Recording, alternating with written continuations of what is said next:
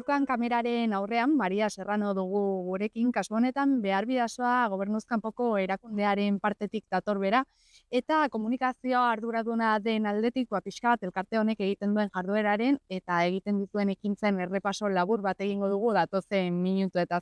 Beraz, lehenik eta behin nik uste zuen jarduera nahiko ezaguna dela ja da Maria, baina gogoratu iguzuz, zer da bidasoa, Behar Bidasoa eta zer egiten duzue bertan. Bueno, Behar Bidasoak ibilbide oso luzea dauka gehien bat Ruandan, Tabuga herrialdean, eta azkeneko urteetan ere bai, hamarkadetan, bai Kolonbian, Pereiran, eta Paraguai, Villarrica herrialdean ere bai. Hor, hiru leku hauetan oso harreman estua daukagu bertakoekin, eta deitzen diagu polos de desarrollo. Orduan bat Tabugan dago, bestea Villarrican eta bestea Pereiran. Bakoitzan gauza ezberdinak landu egiten dira, baina orokorrean esan dezakegu fokoa oso jarrita daukagula emakumeen alduntze prozesuetan. Azkenean leku hauetan, herrialde hauetan oso egoera ezberdinak bizi dira, ez da berdinak Kabuga Pereirarekin, eta Kabugan laguntza handia ematen da beharrezkoak diren behar horiei erantzuteko. Eta azkeneko urtetan garrantzia handia eman zaie etxebizitza duinak lortzeko aukera horreri, gehien bat emakumeentzat, ez dakite 300-400 etxebizitza egin dira azkeneko urteetan, gehien bat emakumeak familia karga dituzten emakume horientzat, bestetik ere inguruan azkenean han gertatutako gerrarengatik gizarte gatazka handiak egon dira, eta guzti hori pairatzeko han garatu den guztia, bai kultura aldetik, hezkuntza aldetik, gizartea sendotzeko infrastruktura asko egin dira, eta horiek mantendu eta berriak egin. Horixe da, Behar Bidasoa elkartearen lana, luzetik datorren lana da, baina momentuko beharretara egokitzen joan da, konta eguzu. Zintzuk dira, momentu honetan premia nagusiak edo zuek hemendik nabaritzen dituzuen behar nagusi horiek. Azkeneko urtetan gauzatu egin den proiektu bat, eta segurazki jarraipen bat izango duena, izan da ur saneamentua, kanalizazioa, eta iturriak jartzeko proiektu izan da, Irungo udaletxearen diru laguntzarekin egin zen, eta egia esan, horrek eskaini egin du, ura lortzeko aukera hori izatea, herriaren inguruan eta ez hainbeste kilometroetara eukitzea. Eta, gukan daukagun, poloarekin daukagun harreman horretan, hilabetero, harremana oso estua da, eta hilabetero bilerak egiten ditugu, eta, orain aurtengo proiektuak zentzuk izango diren, hortxe gabiltza pixka bat ikusten diren behar nagusiak, eta hortxe gabiltza oraindik aurtengo lana antolatzen. Horixe da, imaginatzen dut, hau guztia aurrera eraman ahal izateko, finantziazio iturriak funtsezkoak izango direla, gobernuz kanpoko erakunde bat izan da, hori. Bai agintarien eta laguntzak josoko duzuela, baina baita partikularrena ere, ez dakit alde honetan aldaketarik gertatu alden azken urteetan, edo pixka bat nola zabiltzaten. Behar Bidasoak momentu honetan, eta guk gure kontuak audidatzen ditugu, eta ikusten da, azken gehien bat, sarrera pribatuak dirala nagusienak. Egia da ere bai, ekarpen horiek egite dituzten pertsonen adina gora dijoala, egia da bai bolondrez aldetik eta bai ekarpenak egite dituzten pertsonak adinean gora dijoaztela, eta hor ikusten dugu behar bat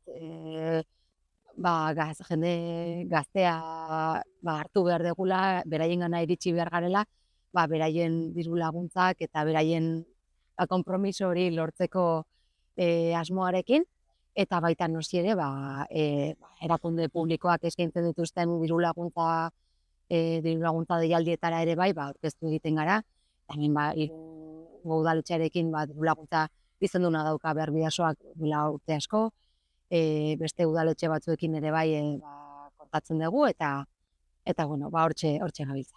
Horixe da, eta voluntario aldetik nola zabiltzate, zeren ondo aipatzen zen moduan, hori, jendea adinean gora doa, ez dakit errelebo hori ziurtatuta dagoen edo pixkanaka baldaketa hori gertatzen ari den. Kostatu egiten da, gainera, nik txikia nintzen, baina ondo gogoratzen dut, behar bidasoak, ropa eta guzti horiek jasotzeko egiten zituen elkarteratze horiek, ez, danak horre nagusikaleko lokal horretan, nik txikia nintzen, baina gogoratzen dut, ez, nola egiten ziren, eta horrek jende asko mugitu egiten zuen, eta dei batzuekin jende asko bildu egiten zen segituan. Orain, egia da, egunerokotasun horretarako, azkenean 2-3 pertsona daudela bakarrik lan guzti hori ateratzeko, eta sekulako implikazioa daukate, eta ematen dutena asko da, eta egia da, zentzu horretan beharrezkoa izango degula, jendearen laguntza, bagian beste gauza batzuetan ez, asko zentratzen ari gara ere bai, hemen, gure ingurunean, sentsibilizazioa egiteko kanpainak eta ekintzak, geroz eta gehiago behar dira, ze azkenean ez badugu solidaritatearen, elkartasunaren hori pizten, zaila izango da besteengana iristea. Orduan, nik jendeari bai animatzen diot, agian ezingo du astero zaketzen bat ordu eskaini edo egunean ordutegi zehatz batean lagundu. Baina, norbaitek baldin badauka laguntzeko hori, deitu edo idatzi, eta seguro aurkituko degula moduren bat, kolaborazioaren bat egiteko. Horixe, azkenean ondo aipatzen zenuen, ez? Hori, pixka bat buelta eman eta jende berria erakartzeko bide horretan zabiltzatela, hor ikusi dugu ere pausoak eman dituzuela, bai informazio aldetik, WhatsApp kanal bat sortu duzu informazioa zabaltzeko, webgunea ere eguneratu duzu, azken finean jendeak informazioa izatea funtsezkoa da gaur egun, ez? Beharrezkoa ikusten dugu, gure jarduera zein den azaltzeko, jendeak jakin dezan zer egiten duen behar bidasoak, eta beraiek norbaitekin edo elkarte batekin kolaboratzen nahi badute, jakiteko zer egiten duen behar bidasoak, eta baita ere, zentzuk diren moduak laguntzeko, ez? Agian, esaten genuen bezala, ezin da astero konprometitu zerbait egitera, baina egian, beken proiektuetarako ekarpen bat egitea, edo, bakoitzak dauzkan ideiak denak ondo hartzen ditugu, eta esan dezun bezala, eguneratzen ari gara, webgune berria daukagu, beharbidasoa.org, bertan, informazio guztia azaltzen da, eta WhatsAppeko kanala ere, azkenean, WhatsAppa bai da, denok, gazteak eta helduak daukagun erramienta bat, eta saiatuko gara horren bidez, informazio guztia zabaltzen. Datorren urtean, elkartaren 50. urte hurrena ospatuko duzue, eta inolako zifra hori berezia da, azken finean, ez dakitia da pentsatzen hasia zaretek nola ospatuko duzuen, edo azken finean gutxienez, orain arte egindako guztia errepasoa egiteko baitzakia izango duzue. Nik uste horre momentu garrantzitsu bat izango dugula, komunikazio aldetik eta gizartera zabaltzeko egin den guztia ondo aprobetxatzeko. Egia da momentuz ez degula gehiegi pentsatu horretan, badakigu fetxa hori hor dagoela eta aukera aprobetxatu behar degula.